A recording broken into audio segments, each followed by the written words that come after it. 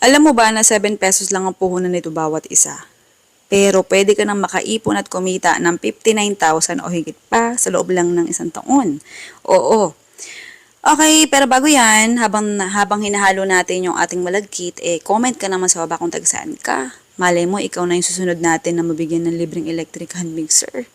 Like and follow and subscribe na rin. Okay, pag nating haluin yung malagkit, lagyan na natin yung condensed milk. Siyempre, simutin mo, oo. Bawat latak niyan, binabayaran natin. Kaya hanggat kayang simutin mo. Tapos, diretso lang ulit sa paghalo. Dito sa dami ng condensed milk na nilagay natin, depende sa tamis ang gusto mo ha. Kasi itong timpla ko sa akin kasi, sakto lang yung tamis niya. Oo.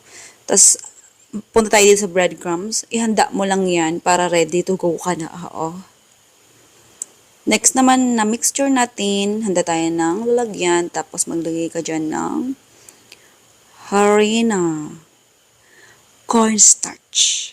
Oo. Siyempre, lagay tayo tubig. Yung mga eksaktong sukat niyan, tingnan mo sa link sa baba. Oo. Alam mo na.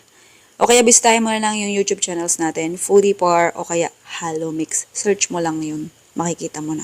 So, after natin siya haluin, tabi lang, tapos balikan natin yung malagkit mixture natin na tinimpla natin kanina. Ulitin ko, yung timpla nitong ating malagkit ay hindi siya sobrang tamis, hindi rin sakto. Basta tamang-tama lang yung tamis niya. Oo, para sa mga nag-iiwas sa sobrang tamis. Yun ang lasa niya. Pwede siyang pangsawsawan, ganun. Okay, kuha tayo ng 2 kutsara ng malagkit mixture, tapos palamanan natin ng cheese. Bali yung cheese na ginamit ko rito, yung cheese na hindi siya maalat-alat, sakto lang. At tapos kapag pinirito, nababawasan yung alat, bongga, no? Pero depende sa'yo kung anong cheese ang gusto mong gamitin, ha? Pagtapos lunurin dun sa natin, flour mixture, labog natin dito sa breadcrumbs. Tapos ulitin mo lang yung steps na yan na ginawa natin hanggang sa matapos ka. Kasi nga, pag hindi mo inulit yan, ay hindi ka matatapos. Oo, alam mo na. Medyo ni-roll-roll ko siya sa kamay ko para mas masiksik yung breadcrumbs sa ating malagkit. Oo. Para pag pinirito natin, hindi siya masyadong maglagas-lagas or hindi makakalbo. Oo. Diba? Bongga. Bale, dito, sa ginawa natin, kung gusto mong mas maraming magawa, pwedeng mas maliit yung gawin mo. Pwedeng 1 tablespoon lang yung gamitin mo kung mas marami ang gusto mong gawin. Pwede ka rin gumamit na iba pang palaman bukod sa cheese. Sa pagprito naman, hindi mo naman kailangan ng sobrang deep fry ito o lubog na lubog. Di naman kailangan. Kahit anong prituhan na meron ka dyan, pwede rin. Sa lakas ng apoy, depende naman sa kung gusto mong malakas or pwedeng mahina. Kasi nga luto naman na yung malagkit. So, ang hinahabol na lang natin dito, mag-golden brown yung breadcrumbs sa labas. Sa pang-coating natin, pwede ka naman gumamit ng sesame seeds kung ayaw mo ng breadcrumbs. Meron kang option.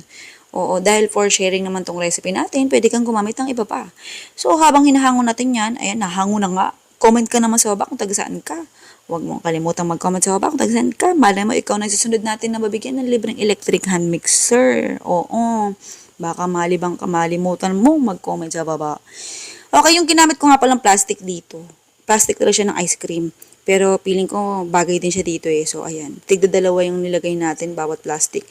Malaki to sa personal, itong ginawa natin. Oo. Tapos gamit ka dyan ng, sealer. Bali, lalagay ko na lang yung link sa baba kung saan mabibili. Pati yung lalagyan kung gusto mong gayahin yung plastic na ginamit ko.